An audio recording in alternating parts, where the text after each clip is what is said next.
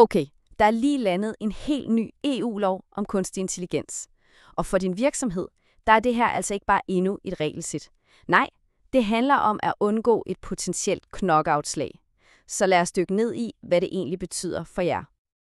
Ja, du ser rigtigt. 35 millioner euro, eller 7% af jeres globale årsomsætning.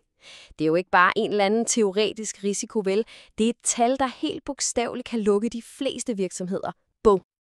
Okay, men inden panikken breder sig helt, så træk lige vejret. Der er nemlig også gode nyheder. Særligt for jer, der er små og mellemstore virksomheder. For hele den her forordning er faktisk designet med en masse indbygget hjælp, som gør hele rejsen langt mere overskuelig. Lad os se på, hvordan. Så hvad er den her AI Act eller AI-forordning egentlig for en størrelse? Tænk på det som færdselsregler for kunstig intelligens. Teknologien ræser nu afsted, og EU prøver simpelthen at sætte nogle rammer. Det er faktisk verdens allerførste store lovpakke på det her område, og hele målet er at gøre AI mere sikkert og gennemsigtigt for os alle sammen. Hele kernen i forordningen er den her risikobaserede tilgang. Men det, der er virkelig vigtigt at bide mærke i her, det er den globale rækkevidde. Helt seriøst, det er fuldstændig ligegyldigt, om din virksomhed ligger i København, New York eller Tokyo. Hvis jeres AI-tjenester bliver brugt inden for EU's grænser, så gælder reglerne altså for jer. Der er ingen vej udenom. Okay, og hvordan griber man så det hele af? Simpelthen alt i den her forordning er bygget op omkring en simpel idé.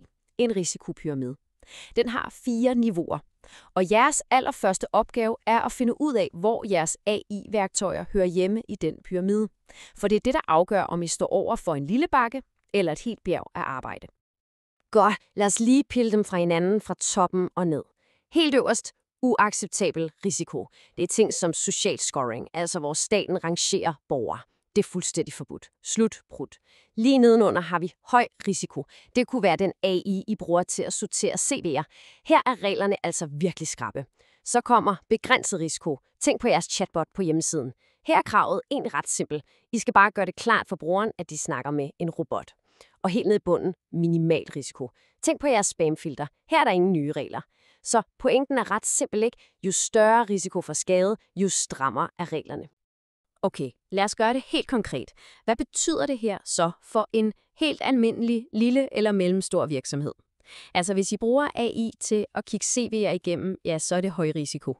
Den der chatbot, I har på hjemmesiden, det er begrænset risiko. Og det smarte interne værktøj, der forudsiger, hvornår I skal bestille nye varer hjem, det er højst sandsynligt minimal risiko. Det I skal se her er, at de fleste af jer nok allerede bruger AI på flere af de her niveauer, måske endda uden I helt har tænkt over det. Godt. Det næste helt store spørgsmål, I skal have styr på er, hvad er jeres rolle i det her spil?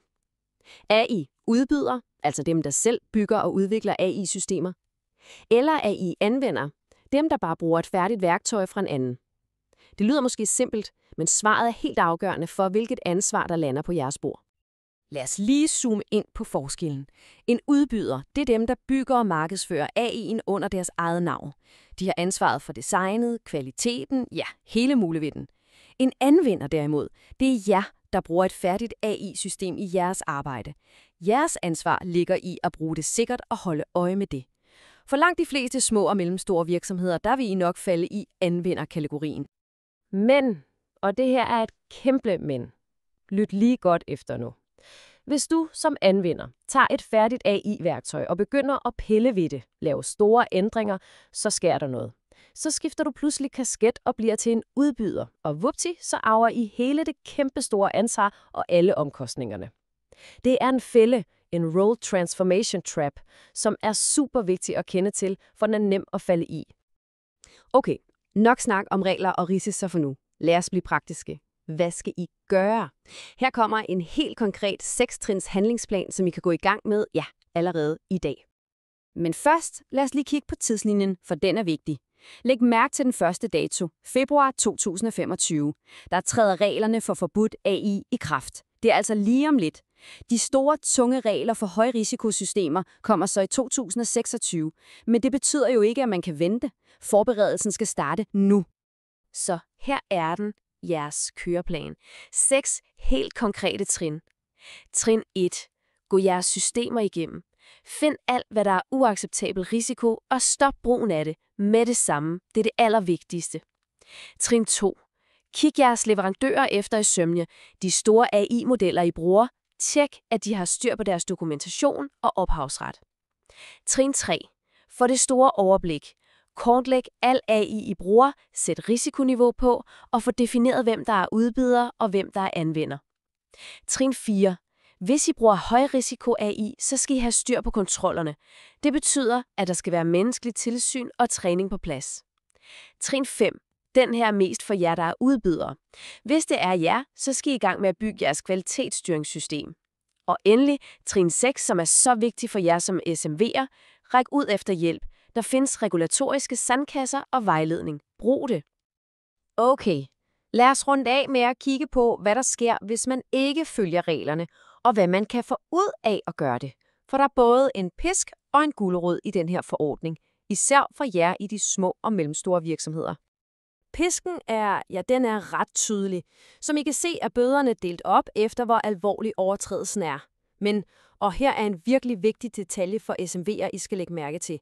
Bøden for jer vil være den laveste af de to muligheder, enten det faste beløb eller procentdelen af jeres omsætning. Det er en slags indbygget beskyttelse, men lad os være ærlige, beløbene og stadig gigantiske. Men så er der heldigvis også guleroden, og den er faktisk ret interessant.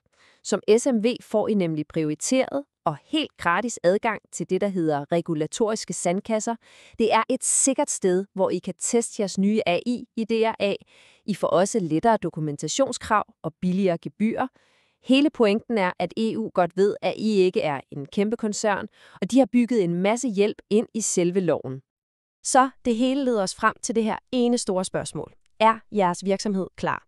Ikke bare til at overholde reglerne, men til rent faktisk at vende det her til en konkurrencefordel. For tænk over det. At være på forkant med det her, det bygger en enorm tillid hos jeres kunder. Og et marked, hvor alle skriger på sikker og ansvarlig AI, kan det faktisk vise sig at være jeres stærkeste kort.